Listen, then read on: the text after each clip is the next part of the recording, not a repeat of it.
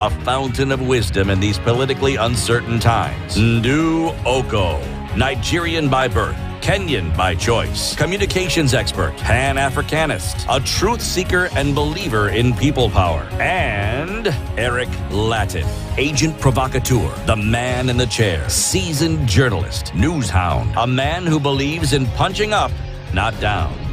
This is the Situation Room. 8 minutes after 8. Thank you very much for keeping it locked on Spice FM, on KTN Home, and online on YouTube and Facebook, where the Situation Room takes place every weekday morning from 6 a.m. to 10 a.m. As we get into this new hour, again, it's calling out to you to support Colgate in what they're doing, which is bringing a smile to children across the country. Children who basically have no access to safe drinking water, and they're looking for that safe drinking water. And Colgate has decided, we're going to do something about it. They've identified some communities that have at least about 150,000 people, and they've said we want to sink some 30 water wells. All you need to do to support them is walk into Naivas supermarket, or you can also shop from Naivas online, and every tube of Colgate that you buy helps in this endeavor to sink 30 water wells across the country to support these people. Okay? So here, Nimambo tunaendelea. Our next guest is in the studio. Crystal Asige is a nominated senator. She is in the Senate, and she has been making boss moves. In addition to being a musician and well-known musician, she is now also a legislator. And she's been making boss moves in the Senate, representing persons with disability and championing the cause of persons with disability from the Senate. She's here. Good morning, Senator. Morning. Hey. How are you? Karibu sana to Kenya's biggest conversation. Asante. It's a very serious room. Like the atmosphere is just like, wow. How about the seat? It's warm right now. I hear that it's going to get hot, right? So, but I'm happy to be here. I've always looked forward to coming here. This is my first time, those who don't know. But it's got this format of like the Breakfast Club from New York. 3 presenters. I love it. So I'm excited. Karibu sana. Asante. Karibu. CT has the day's proverb. He always has a proverb every week, proverbs from one country every week. Yes, our proverbs for this week are from the country of Libya. All our proverbs are from the continent of Africa. Every once in a while, we will showcase a proverb from some other part of the world, but just to sort of like augment the proverb for the day from Africa. This week, our proverbs, as I have said, are from the country of Libya. He howled before going mad. He howled before going mad. Senator, what's your interpretation of that? My first reaction is that you can usually see or you can hear that someone is called for help before they go to the extreme. He howled, meaning there were signs, there were inclinations of struggle or some sort of discomfort before he went mad. So I suppose for me the moral would be that pay attention to people, even the smallest of changes, pay attention to them. But for people ignoring or not heeding to the howling, he'd not have gone mad. Actually, I've got one that's related. Can I give you mine? Yes. That I heard recently? Yes. Anxiety is the dizziness of freedom. Hey. Dizziness. All right. Next you fall. Anxiety is the dizziness of freedom. The idea being, from my interpretation, that when you have too much freedom, it turns into anxiety, because as human beings we need to be busy. We're not really that comfortable in so much freedom, and so it sort of turns into anxiety. It's the dizziness of freedom. Do I hear you to be saying that democracy is not really that good if it's practiced to the fullest? Because democracy affords us freedom. Interpretation. Yes, it is. Senator, you were in the news last week. Was And I? with something that was happening in the Senate. So there was a committee that was investigating the impeachment by the County Assembly of Siaya of the Deputy Governor of Siaya. The committee had done its report, had presented the report to the House, and you stood up and you said, you know what, I haven't interrogated this report because it has not been presented to me in a manner that I would be able to consume it. And of course, the Speaker of the Senate, Amason Kingi, took issue with that and saying, yeah, you should have, by the time the Senate clerks were actually sharing out the report, they should have remembered that you also are in the House and you need to be able to access it. Is this something that happens a lot, or was it just this one because of probably time and rushing and all? It's not just happened once. I have to also give a disclaimer that Parliament, both houses, around the corridors, there's a lot of accessibility. They have done actually a really good job in terms of the physical accessibility of Parliament and the areas around it, surrounding Parliament. I think the gap is where historically they have been very used to, or they have been more used to having members of Parliament with physical disabilities. So sensory disabilities, neurodiverse disabilities have not really been catered for or fully looked into in terms of how do we make this place as easy to interact with as possible for a deaf person, for a blind person, for an autistic person, for someone who maybe has Down syndrome, etc., etc. So the physical building, yeah, sure, there's ramps, there's wide corridors, there's slip-resistant flooring, there are wide entrances, pathways, all of it, all the stuff is there. It's just that I think when you're encountered with, or when you get in touch with something that's new, it takes a bit of time to get used to. But that issue of having accessible documentation, it wasn't like I was asking for bells and whistles, It was just, hey, please, I would really love for these documents to be given to me in soft copy. I wasn't asking, I'm not actually a Braille reader. Many people don't know that. I'm not a Braille reader because I was not born with a disability. So my disability, I acquired it later in life when I was already, very tech savvy, or rather I was leaning toward tech. So when I became blind, I just followed that same route. So for me, my devices, my screen reader, my iPad, that's how I function. So if I were a Braille reader, though, imagine all of those documents, the standing orders, the order paper, every single thing in the library, all the bills that I'm working on, whether they're draft 1, draft 2, draft 3, they would have to find a way, and an effective way and a quick way to then turn it to Braille. So in fact, I'm doing them a bit of a favor. At least I'm coming in, sort of like... You're halfway. Yes. So the day that there is a member of Parliament who is a Braille reader alone, then they hopefully will be more ready. So that's I'm just trying to make it better for the next person. That's in my mind what I'm doing. Is it possible for you to talk a little bit about how your disability came about? Yeah, sure. So I have glaucoma. Yes. It's a condition that I feel like you might have spoken about here before with professionals, Yes. or ophthalmologists. And so I wasn't born blind. It was in high school that I started to realize that my eyesight was, not as good as it should be. I used to be an avid, and I still am, a sports fan. I used to, be on all the teams, house captain, sports captain, extracurricular captain, all those things. But it was doing those things plus the singing, the acting, the being on stage, reading scripts, when I realized, when I read the script, like I'm going to squint. Or now that I'm in class, I used to be a backbencher. Every semester or every term you see me moving a bit more forward, a bit forward.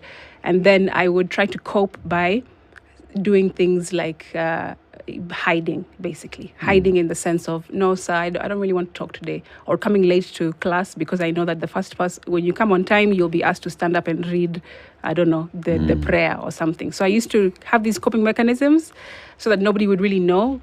I didn't know what was going on with myself. And then also, kids are brutal, right? When you're different in any way, shape or form, it's not like they're like, oh, you're different, let's try to understand it. They're just like, you're different.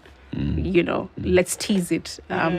So I was trying to avoid all that by coping. And then when I went to university, fast forward, I went to study in the UK. That's when I went for a normal checkup, because by that time I had some glasses, which I used to use for reading. I went for a checkup and they told me, we're sorry. You need to stop all that you're doing today and go to an ophthalmologist. Don't go to another optician because your issue seems quite urgent to go into the hospital and get your eyes tested, because your pressures in your eyes are in the 40s and normal pressure should be between like 10 and 15. So from 10 there, and 15, and you were in the 40s. correct. Okay. So from there, I did a bunch of tests at the eye hospital, and then I was sat down by the doctor and I was told, this is what you have. It's called glaucoma. It's more aggressive in black people. Because also you're young, it'll have more time to take its effect, because it usually happens to, elderly 70, 80-year-olds. And just all that will come with it. And they gave me a prediction of I'll be blind by around 25, so on and so forth. So I need to basically get myself ready. Did you? Did you immediately start acting on that? Or did you say, come on, these guys? I was surely." definitely like, come on. I was like, Doomsayers. these was not good. They don't know my God, Yeah. What? What are they saying? I'm going to go blind. God, Doomsayers. correct. Yeah. I was like, how can God have told me that you're going to be a person of the stage? You're going to be a singer. You're going to be somebody who speaks to people, uses your voice. Sportswoman. I need my eyesight, of course. So at that time, I was in denial. I spiraled a little bit. I started to do things that were not in my nature because of the coping and the ignoring. And then finally I had to just, face it. And I was alone in the UK. My parents were not there. I was living alone in Bristol. So, and the friends that I had over there, of course, they're all the young people, right? They're all 19, 20-year-olds, partying, living life, exploring. They don't have time to, again, like in high school, give you a shoulder to lean on. We understand what you're going through. Let's come around your community. So I was doing it very much by myself and with God, I suppose. Yeah. So when I faced it, when I said, okay, all right, God, I'm here now. I can see it's happening, because you can see when your eyesight declines. It's not like you wake up and you don't notice it. So it was something that was with me every morning, every day. And I just came to a place where I said, all right, God, if this is happening, that's cool. But you be the one that leads me along this path. Because I need someone to hold my hand. I need someone to help. So why politics? Fast forward again. Why anything, I suppose. When you have a purpose, I think the universe comes around you to help you in every way possible to achieve that purpose. That's if you have agreed to take up that assignment. That's what I believe. And I think it's just another culmination, another branch of using my voice. I'm a singer. I'm a poet. I write. I speak. And this is just another avenue to do the same thing, but on a much bigger platform, which not everyone gets the opportunity to do, for sure. But I think it's part of the story. Whatever the story will be at the end of the day, it's part of it. When you sing and you write poetry, what do you seek to communicate? I seek to communicate that everyone wants to be seen and to be heard and to be understood, no matter their ability or disability. That's what, as human beings, we all want, right? That's what I believe. We all want to be acknowledged, to be valued for our opinions and our thoughts and our ideas, to be accepted, no matter what form that takes. So I think that is my ultimate sort of assignment. Oftentimes when we think, or when we have a conversation about the inclusion of persons living and working with disabilities, we say it's because they want to come and contribute something to the conversation, without even being sensitive to the fact that, wait a minute, these are human beings who are part of the conversation anyway. So for you, getting into politics, getting into anything that you would have gotten into, was it to be part of the conversation, or was it to change something in the current conversation that did not include somebody who would have a challenge? I think in everything I do, I don't just come to be in the system, I come to rebuild the system. So absolutely, there is a teaching that all of us have to deposit in this world. Otherwise, we're not supposed to be here. That's what you guys do here every single morning, right? That's what I believe. And so I think my teaching is about acceptance. It's about diversity. It's about inclusion. And so wherever it is that I go, I'm constantly teaching. Right. In fact, can I get some things off my chest? Just Please. like Please get two them minutes. off your chest. Okay, Take great. 3 minutes. Thank you, Mr. Speaker, for your indulgence. So I think that it's really important for Kenyans to understand, and this is what I've been seeing, and the disabled fraternity are wanting these messages to be cascaded, across the nation as much as possible, which is language. That's the first thing I'll say. Language is really important. And this idea, or rather the tradition of saying persons living with disabilities, I think needs to be phased out. The correct term is persons with disabilities. So, you are your personality. You are your character. You are that's your identity. It's part of who you are. You are a woman, you're a man, you are black, you are tall, whatever it might be. And so when the society says persons living with disabilities, we're not living with disabilities. You live with your parents, you live with your auntie, you live with a housemate, you live with a pet.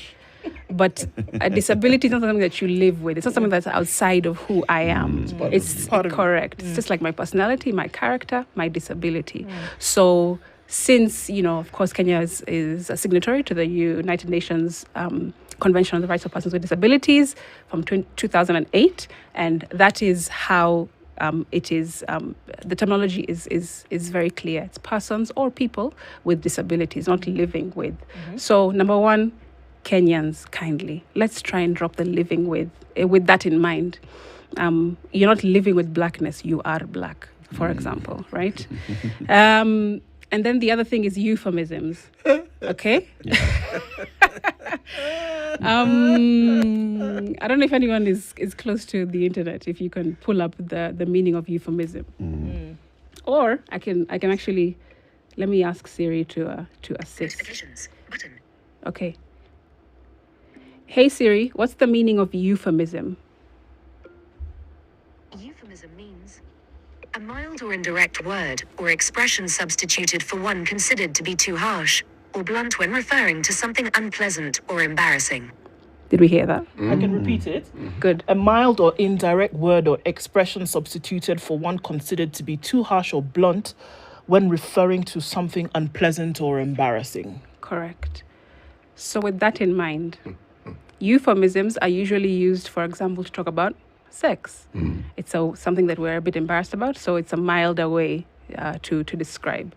Bodily functions, we use euphemism. Death, we use euphemisms, right? And then also, society has turned disability into euphemisms.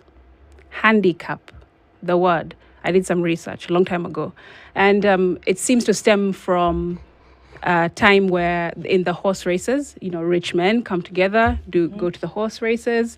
And what happens is that the faster horses, they put weights on them so they can be a bit slower and at least give a bit of competition to the slower horses. There's a bit of competition, right? So that was called a handicap. You handicap the horse. So that is where it's reported, this word which we now use to describe or identify persons with disabilities comes from. That we are almost like, it's almost the idea of we are handicapped from the race of life kind of thing. We have an extra weight, an extra burden on us. So instead of just saying disability, we say handicap, because for you guys, not you, the three in the room, I mean you, society, the non-disabled, feel like it's a bit, it's a bit more polite, to say handicap. Being cautious. Correct. Right. Another euphemism. Than to say? Than to say disabled. Okay. Yeah. It makes you, non-disabled people, feel better about like acknowledging us by But it saying doesn't handicap. better the situation of the disabled person. Correct. Okay. So handicap is a euphemism in disability. Differently abled is a euphemism. Diffability instead of disability. Diffability. Handicapable, I've heard that as well being used. All of these euphemisms then sort of like water down our humanity. That's what I believe. And in fact, there's a report that I read that shows that the two most hated words by the disabled fraternity is handicap and differently abled. Because I mean, we're all differently abled. Sitting at this table, you're differently abled from me and each other, etc. So what's up, Another one, special needs. That is for me that takes the cake, y'all. Right. Because as much as we are all special, none of us are special. That's my opinion. Are And there people with special needs? I think we all have special needs. Like What- special. What then should be the term that is non-offensive, non-condescending, and actually gives the humanity part of everyone its rightful place? Person or people with disabilities. That's it. That's it, yeah. And instead of saying that somebody who has sight disability, if you said someone was blind, would you be rude? No, because that is the neutral term for that condition, if that person is indeed blind. For example, I call myself a visually impaired person, VIP. That's what I refer to myself, because I am visually impaired. Like I said, I wasn't born blind. I was born with full sight, and mine continued to decline over several years. So it was low vision, and right now I can, like, very small. I can tell like it's daytime. That's about it. I can't see any of you or anything. I'm sure that you're looking beautiful and handsome and all that, but I can't see, right? So I'm low vision, therefore visually impaired. Other people will prefer just to be called blind because they see nothing and they haven't ever seen, or whatever circumstances led them to that place. A deaf person would rather be called deaf than hearing impaired or hearing impaired, for example. So I think just calling something what it is, and then also realizing that everyone is an individual, and the way you want me to call you Eric Latif, because that is how you identify yourself. Yeah. I don't just come and call you Stanley Mbogwa. No. Right? because. Just because. Yeah, correct. Yeah. So I have to come to you and figure out, okay, what is it that you prefer? And then from there, take that cue. Is it off to your chest now? Those things are off my chest. I mean, there's so much more to say, but I have two questions. at least those. So, disabled is not a bad word. No. So, can you say this is a disabled person? This Or is a must I person. say a person with disability? Yeah. That is the terminology that is used worldwide. Okay. You take issue with special needs. Yes. Now, of course, our education system has a category of schools that are called special needs schools. Right? Do you take issue with that as well? I And do. there are teachers who are specialized in the special needs. The course is called special education. Yeah. Yeah. It has been called special education for the longest For the time. longest Yeah. time. Yeah. In short, people call it SPED in some places. Yes. do you have an issue with that? So personally, I do, yes. It's still in the euphemism sort of discussion, that piece. I think, like I said, we're all special and none of us are special. And saying special needs then connotes that this person here, Crystal, needs something extra. We need to pay extra attention. And it's not like a positive extra. It's more like a negative extra, the way it is used in society, the way we've been socialized, right? And so when you do that, you're segregating that person further than just saying that is a learner with a disability, or that is a disability professional instead of a special needs teacher. So right now in Senate, I am co-sponsoring a bill which had originally a title of Special Needs Education Bill. Yeah.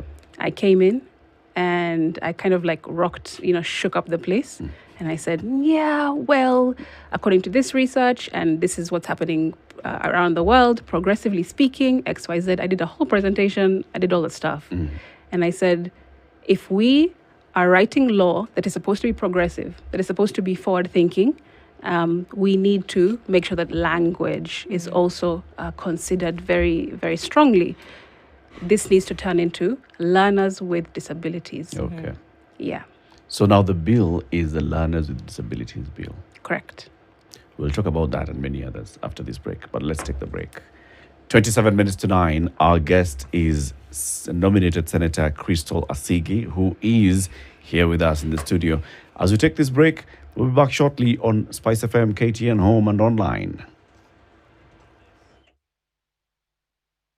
This is the Situation Room, the only way to start your day.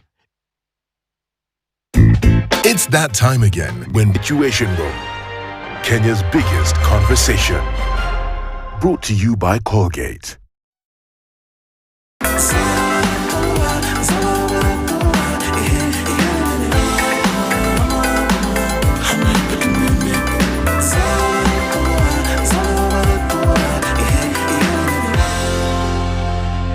We are hosting the Lotto Foundation as they do a food distribution to the community. The community involves people from Huruma. Huruma is where we have the home for the aged.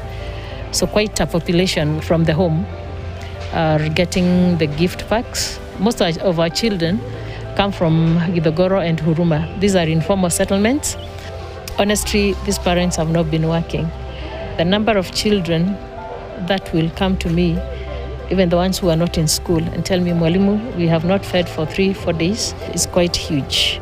So this will go a long way. A family that has not fed for 3 days, they will at least get a meal. We also thank Lotto. This is the second time that you're coming, and it always makes a difference. It always makes a difference. Thank you for your help. Together, we are changing lives.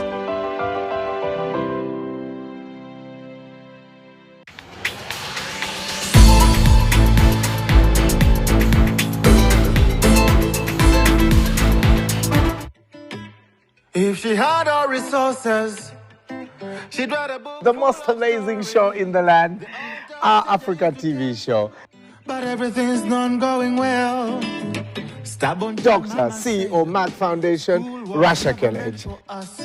The dreams she had in plan were blown away by negativity. She says she wants to be in We want to support girls' education. She wants to be. And what is written here? Yes to girls' education. Her dream is to put on shoes and Educate me and I will change the world. She wants to be nobody like them. I need them to be parents. I need them to be strong when I am weak. When I want things, they let me have them. Sometimes I wish they would say no, that they will say the right things, not what I want to hear. Mommy and Daddy, I love you just the way you are. So you don't have to try so hard to please me. It's alright if you parent me.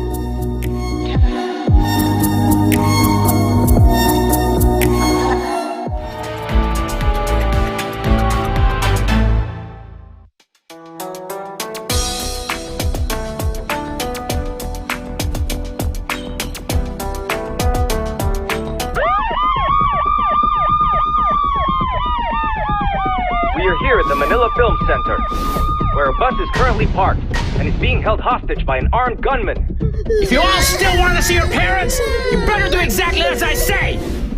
Ethan? Mommy! All of your expectations will be challenged in this harrowing and gut-wrenching tale, sure to capture your hearts as the story unfolds. Ethan! Mommy! Mommy! Ethan! The Silent Thief. Get to know Situation Room, Kenya's biggest conversation. Brought to you by Colgate.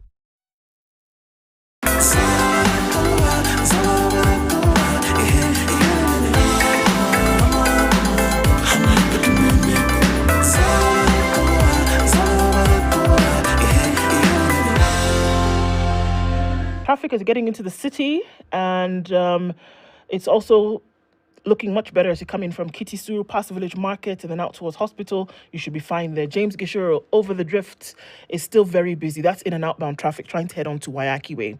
Let's see what happens in a short while. Still in the middle of traffic hour, so this is all right. At least for now, it's expected. Wait and see. Spice FM KE on Twitter. Keep things moving.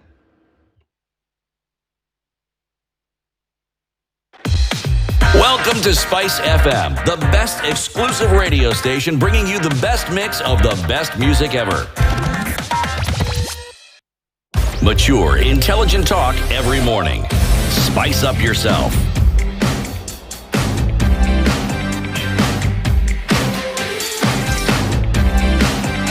Mornings done right. 94.4 Spice FM. Nominated Senator Crystal Asige, who is co-sponsoring a bill in the Senate about learners with disabilities. You know, Senator, when you started the conversation, you spoke about the various forms of disabilities and how we see them. Physical disability, we're used to that. We see it. And then there's the sensory disabilities and the neurodiverse disabilities. Now, for learners with physical disability, again, can be seen, can be identified. Neurodiverse disabilities for learners in schools across the country. How are those picked out? They're really misunderstood, I have to say. And what should ideally be happening is that if a parent or a guardian or a caregiver at home suspects something that they're not used to seeing in their learner, the young person or whoever it is, they need to take them for an assessment. So there are not many assessment centers, unfortunately, in Kenya. In Nairobi, the most popular one is Kise. And you're able to go there and assess your learner and have them then place them in an appropriate school or education system, whether that be vocational or otherwise, right? And that's how it should go ideally. But because of this lack of information, traditions, all types of societal barriers that have been going on for, since Adam, that's not something that is normalized in Kenya. And in fact, in this bill and other bills that I'm working on as well, we're saying we need to have more resource centers across the different counties so that somebody doesn't have to go from Wajir all the way to Nairobi to assess their learner to find out, is this something that I think it is, or what is it really, so that they can be placed in an appropriate educational system. And but that needs budget. Every county will then need more allocation so that we can put up these resource centers and have them equipped and have trained staff there and mobility devices, all the things. And so this is something that I'm hoping will be realized through this bill, Learners with Disabilities, and also I'm sponsoring the Persons with Disabilities bill, and I'm also sponsoring Kenya Sign Language bill and the Startup bill. And all across whatever I'm working on, I need to make sure, or rather I'm making it intentional, that there is a through line of diversity, of making sure that everyone that could be seen or could be reflected in this piece of legislation is included. Okay. By virtue of the fact that these are 4 bills that you've mentioned already, that clear that there is a need, a huge needs, and now saying these things need to then be put into law in order for certain things to happen, to make certain provisions for people with disabilities across the country, across sector. What does that tell us then? That in terms of making sure that people with disabilities are cared for, it is not, number one, priority, so the necessary funding is not given? Or what does it tell us? That these things are not in law, that these things are not recognized? What does that let us know? It's not a priority, or what? I think not a priority is definitely one of those, the top 3. I'll tell you that, so right now there is a Persons with Disabilities Act. It was enacted in 2003. Pre-constitution, right? And the genesis of actually that act is that former President Mwai Kibaki at the time acquired a disability, right? And because he acquired a disability, he then, through personal experience, realized, whoa, there's a huge gap in this country for disability provisions and advocacy and legislation. And it was through his personal effort, because he was experiencing the thing, that he decided to prioritize it. Now, if that's what it takes for any change, any shift to be made, we will be here until 2000 and I don't know what. Because it cannot be that somebody in power or somebody who has the ability to change something has to go through something so they realize this is important to prioritize. That shouldn't be the case. And of course, we thank the efforts of our former president, of course, because otherwise we wouldn't even have anything at all in law. But now that needs to be repealed, and that's what I'm doing. I'm actually calling for a repeal through my PWD Act, because 20 years old, that thing. There has been many advances in technology, in advocacy around persons with disabilities. It doesn't even take into account the UN CRPD, which I talked about, because UN CRPD came about in 2008, and that act is 2003. So prioritizing absolutely is important, but then people, let's not wait until you're in the situation to see, okay, this situation needs to be looked at. Do you think, let me just backtrack a bit, every time we are informed that when lawmakers begin their work for taking oath of office and thereafter, there are very many trainings that they undertake to understand standing orders, sitting orders, all these things that you people have when you're going about your business. Dressing orders, language orders, marching orders, all those things, obeying the president orders, things like that. Do you think that it might be useful if lawmakers in both the lower house and the even lower houses were actually sensitized, that's the word they like using, but I would prefer trained and taught to understand these concepts and what it is that people who live with disability, people who have disability, go through on a daily basis, so that even when they're talking about it in Parliament, it isn't this subject that you talk about because you have to talk about it. Yeah, you talk about no. You talk about it because you've understood it. Correct. I think that's really important. And actually, I'll say it again. That's the way I said it in Senate last week, as has been pointed out by Eric. Sensitivity training is super important. And I have actually written letters within Senate saying, hi, can we have this type of training? I'm actually trained in it. I have been doing it since before I rocked up here, and I will continue to do it even after this time passes. It's really important to have diversity and inclusion training, sensitivity training, to sit down over X amount of time and go through your unconscious biases as a human being. What are they? What did you learn when you were a kid? When your parents used to hush you away and hustle you away from a person with a disability. What did that mean, or how did that sit in your subconscious? And how does it then make you act today as a fully grown adult in those scenarios? What do you think about diversity in general, not as disability, but as someone who's different from you? When you see a Rastafari, what's your immediate thought, for example? Cannabis. Without you being embarrassed or what? Bangi. They're high. You see what I'm saying? Yeah. So those things need to be first rooted out in a safe space like this one. Yes. And then from there you have to relearn, okay? You have to unlearn, which is what I always say, and then relearn, because that's what I had to do myself. Like I said, I wasn't born with this. So I didn't know all the stuff that I know today. And I had to let go of the thing or suspend what I thought I knew about the world so that I can then be able to be retaught way more. And so that's something that needs to happen in Parliament across both houses, like you have said. And I have brought the same thing up. Unfortunately, it hasn't happened yet. I hope that, it's something that's prioritized in this financial year. These things are never somehow prioritized. We need more legislators. One has to push and Correct. push and push. Correct. As though you're a mad person. Correct. Otherwise, you will not be heard. That is absolutely true. And that's why that day I stood up, because I was, like I said, I was exhausted. I'm exhausted of saying things and just sort of, not for it to not be taken seriously, or whatever the reasons might be. And so, in fact, I had even forgotten that we were in an impeachment sitting, that it was, being watched by everyone. I was just like, yo, I am enough. Yo, this is grinding my gears, man. That's all I was thinking all the time. But, the universe had it so that people heard. Even now, my boda guy is like, hey, any senator. And I was like, what you are? And he said XYZ, and he's like, what you said really touched us as Kenyans. And I was like, wow, okay. But it takes a bit of shaking up, which is a lot correct. of shaking up. The howling. Yes, it's the howling before. Yes. Don't make me go mad. Parliament.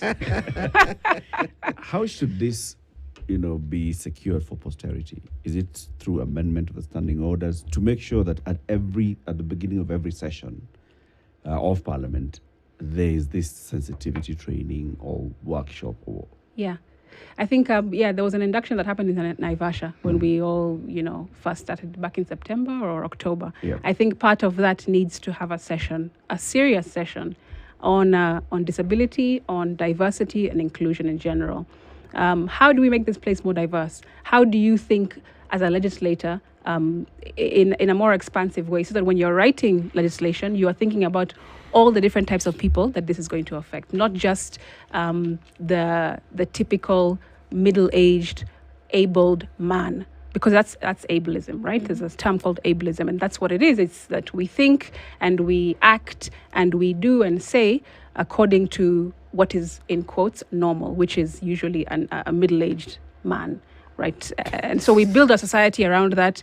This person, of course, we're building roads because everyone can walk and everyone can see and everyone can hear, and that's how our minds have been conditioned. So it has to absolutely happen, but then not just from the top, also in judiciary, they also need to have it. In the executive, they also need to have it. It can't just be one place. Because it needs to be a collaborative effort, absolutely, in order for it to sort of cascade down into private and public sector, into even the mamambogas, into the kiosks, so that people understand, like, okay, when I interact with somebody, I don't just assume that this is the kind of person I'm interacting with. Yeah. There's an instrument. I'm going to call it an instrument because that's what I see it as. It's called a disability card. How exactly does this instrument work, and what does it purpose, and does it achieve its intended purpose? So the disability card, when you have a disability, you're supposed to apply, get an assessment at Afya House for someone to say, yes, this person Crystal is actually blind or visually impaired.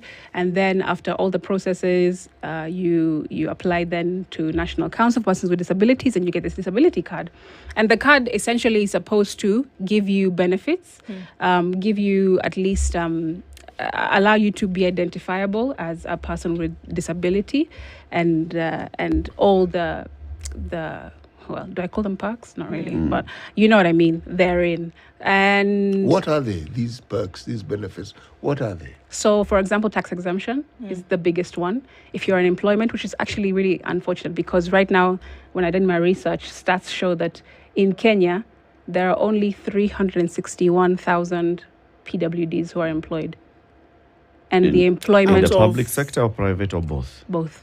Out of the 17.5-ish million people who are employed, only 361,000 are PWDs. And how many are card-carrying persons with disability? How many are adults?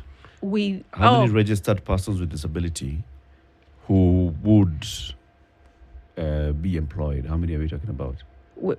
The number is low. I don't have it in front of my head. The percentage is 2.2% of our population are people with disability. 2.2.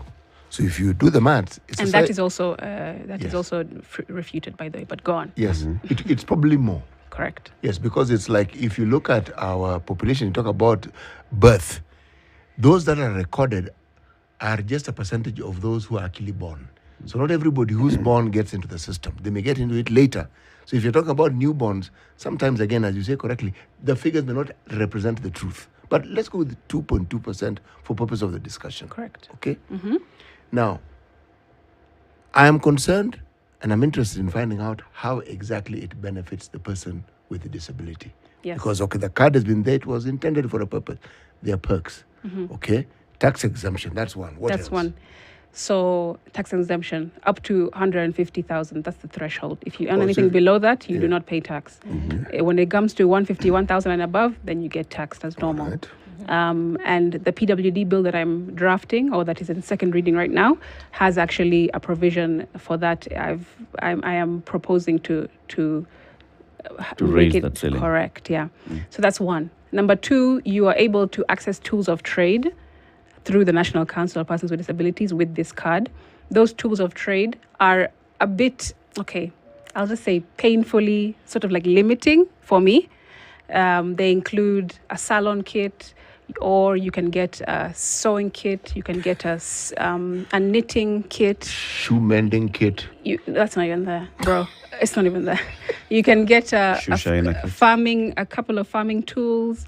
There is also like a mechanic box, a toolbox. In short, they didn't really consult people with disabilities when they were writing this, did they? Because you're then saying that as a PWD, all you can do is make hair, babe. That's all. Or farm. Yeah, correct. You can't be a software developer. Yeah, you can't be a website designer. No. You can't be a performer. You can't be a teacher. You can't be a teacher. That's what there's. You can't be a sportsman or sportswoman. No. You sit We're here with your. relegating you to this. Correct. Take this sewing kit and go forth and prosper. I'm so away. So away. So I think these are the kind of things that need to, for sure, be real. And that's not part of the National Council. There is a separate sort of agency that provides these tools of trade. But that's another one, tools of trade. And how many people with disabilities are in these councils and these organizations that look after the interest of people with disabilities? National Council of Persons with Disabilities report that they have about over 60% of their staff working who are disabled. So And the board that makes these decisions? I am not 100% sure because there has been a reshuffling recently. Now. Yes, because if you have a board that makes the decisions and the policies, yes, and there are people who do not have, they should be just one or two maximum.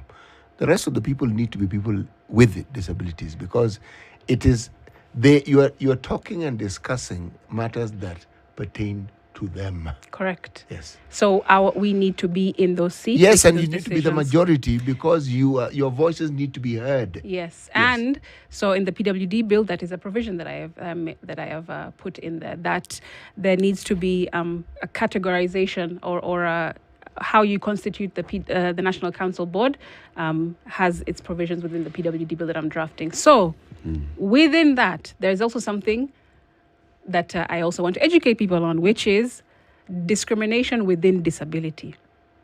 So it's akin to this discussion of like colorism. Me, I'm black, but you're blacker, you're lighter, and and all the things that happen therein, right? It's the same thing in disability, because people unfortunately look for or seek to work with or assist the disabilities that are less disabled. Okay? Those that they can sort of like handle, right?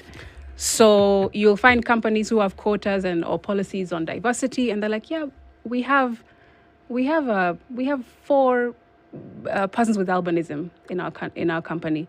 But okay, that's fine.